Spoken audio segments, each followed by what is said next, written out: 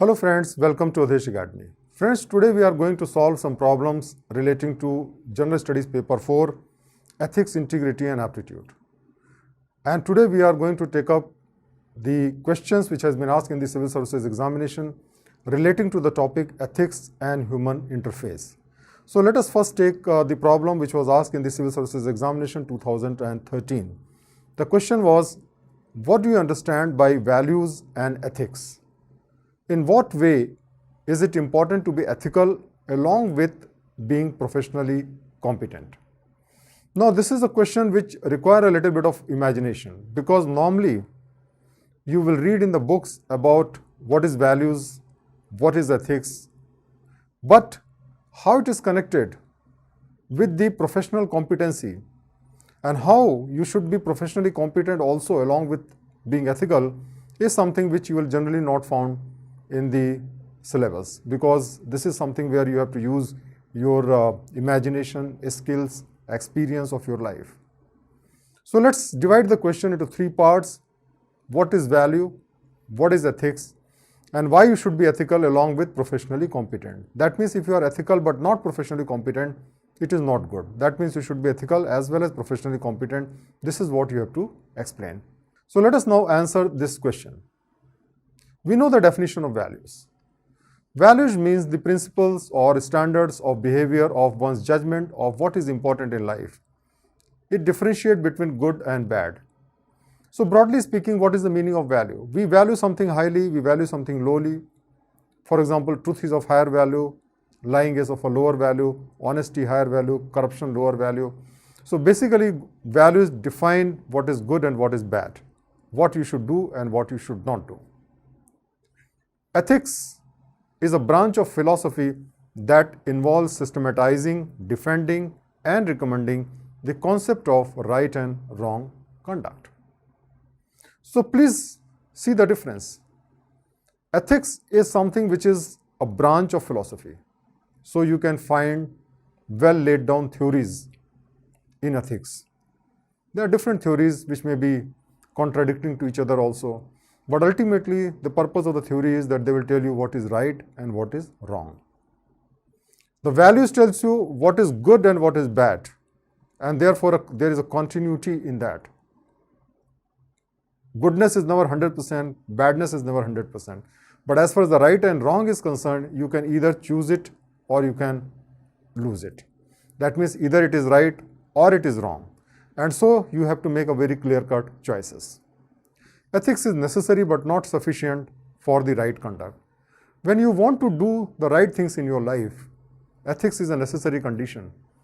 Because if you are unethical, you cannot be a good public servant. If you are unethical, you cannot be a good student. If you are unethical, you cannot be a good husband or wife. So ethics is definitely necessary. But when you are talking about the professions, different profession, along with the ethics, you should also be professionally competent. Why it is so? Because you have to deliver the result. If a police officer is not competent, in that situation he will not be able to file the charge sheet properly, investigate the matter properly, and ultimately, despite all his good intentions, the person will be let off. Same holds good for any profession, as a doctor, as a tax collector. So you should be ethical, but you should also be professionally competent, because if you are not professionally competent, despite all your good intentions, you will not be able to do the right things, and you may end up doing even wrong things despite being very, very ethical. So this is how we can write the answer of this particular question. Now let's take the second question which was asked in the Civil Services examination 2015. The question was, explain how ethics contribute to social and human well-being. We know the importance of ethics. We know it tells you what is good, what is bad. It is a branch of philosophy. But the question is how it contributes for social and human well-being. That means if the people are ethical, is it good for the society? Is it good for the person?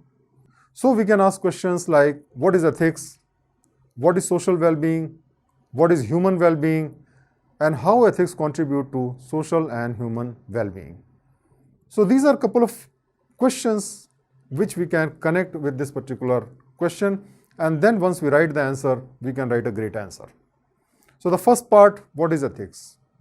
Ethics is a branch of philosophy that involves systematizing, defending and recommending concept of right and wrong conduct. So this is a standard definition. You can remember the definition. Of course, there can be multiple definitions of ethics. You should have some definitions readily available in your mind. What is most important is that ethics tells you what is right and what is wrong. Ethics make a clear-cut distinction between what is right and what is wrong. That means what you should do, what you should not do, what is good for you, what is bad for you. All these things will fall in the ambit of ethics. Now, if the people are ethical in a particular society, all the people are following ethical values, then in that society, the society will be free of conflict, people will be living in peace, and they will be helping each other, and therefore there will be social well-being. When we are talking about the personal well-being, that basically means health, happiness, contentment, etc. And so when the people in the society are ethical, they follow the ethical principles and there is no conflict in the society, and that is how the social well-being is achieved in the society. Now, in the ethical society, people help each other and they trust each other. And when we trust each other, in that situation what happens that we feel happy. Because if we don't trust other people, then we are paranoid, we are afraid of them. And when we trust each other, because everybody is following the ethical path, so we don't have to worry about other people because they will always be helping each other, then that is going to lead to happiness and peace in the society. And when the people are happy, they enjoy good health and contentment. In addition to that, some different specialization of ethics, for example, business ethics, it leads to corporate social responsibility, ethical profit making, and caring for the society. And therefore, if the business is done in the ethical manner, the society as well as the businessman are benefited because of that. In the same way, the environmental ethics protects the environment and ensure better environment and better health for all the citizens. So that brings the social as well as personal well-being. This is how, friends, we can write the answer of these questions. Please remember that you have to write the answer in 150 words. Now let's take up another question which was asked in Civil Service Examination 2015. The question was, public servants are likely to confront with the issues of conflict of interest. What do you understand by the term conflict of interest, and how does it manifest in the decision making by public servants? If faced with conflict of interest situation, how would you resolve it? Explain with the help of example. So friends, this is a very long question and there are multiple parts of this particular question. Please remember that you have to answer this question in limited words, in 150 words, and therefore you must try to do justice with all parts of the question. So what are the different parts of the question? Let's see that. The first part is, what is conflict of interest? You have to explain conflict of interest. Then how does conflict of interest affect decision making by a public servant? Then how would you resolve the conflict of interest? And then finally you have to explain this with the help of examples. So friends, we have to cover all the 4 parts of this question in our answers, and we have to do justice with all the parts of the questions. So let's now write the answer of this particular question. First, let's define conflict of interest. A conflict of interest is a situation in which a person or organization is involved in multiple interests, and serving one interest could involve working against another. It is also defined as, it relates to a situation in which a personal interest of an individual or organization might adversely affect a duty owed to make decisions for the benefit of a third party. That basically means that when you are having a situation when your personal interest and the professional interest start conflicting with each other, that basically becomes the conflict of interest.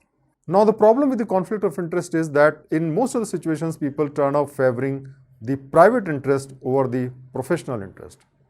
For example, if there is a job and your relative has applied, or your son has applied, or your close friend has applied, it is quite likely that you will favor that person, even though you are working in the capacity of a public servant. So that is the problem that the conflict of interest creates in the day-to-day functioning of a government. Now the next part is how to avoid conflict of interest. So let us have some answers on that. We should keep the public interest above the private interest. That should be the thumb rule. that if there is a conflict, we should always keep the public interest above the private interest. We should disclose the interest to the appropriate authority. For example, if our friend or our relative is appearing for an interview and we are heading the board, then we must inform the appropriate authority that this is the situation. Then the third is recuse from the decision making. If you are head of the board, then you must request your boss that you should be recused and you should not be there in the board. Now let's take an example. When a close relative or friends apply for a job where interview board is headed by a public servant, he faces a conflict of interest. He must recuse himself from the decision making by requesting his superior to lead the board or appoint someone else for the position of that case.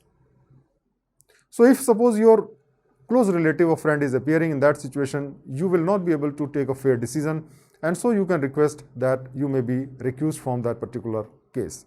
Because even if you are fair, you will be accused that you have favored your friend or relative. So it is better that you recuse yourself and avoid the conflict of interest. So friends, today we have learned how to write answers in respect of the questions which are pertaining to ethics and human interface within the syllabus of Ethics Integrated in Aptitude. And you can write an answer in the practice Q session, and you can also give your feedback, and if you have any doubt, you can post the doubt in the doubt section. Thank you very much.